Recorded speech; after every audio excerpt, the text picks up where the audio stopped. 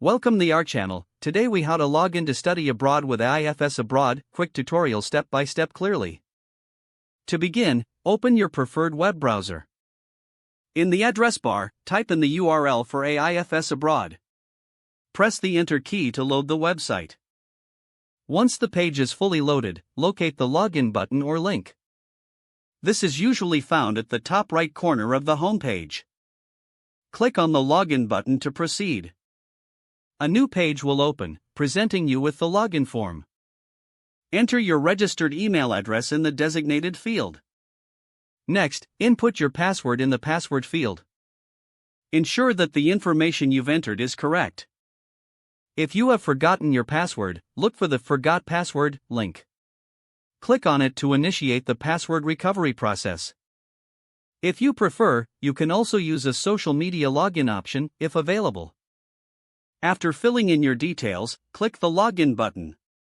Wait for a few moments while the system processes your request. Once logged in, you will be redirected to your student dashboard. Here, you can access all your study abroad program details.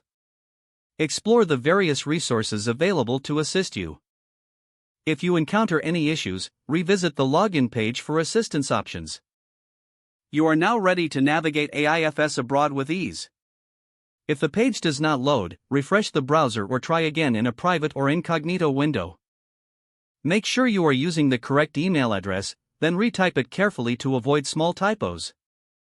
If your password is not accepted, use the reset option and create a new strong password you can remember.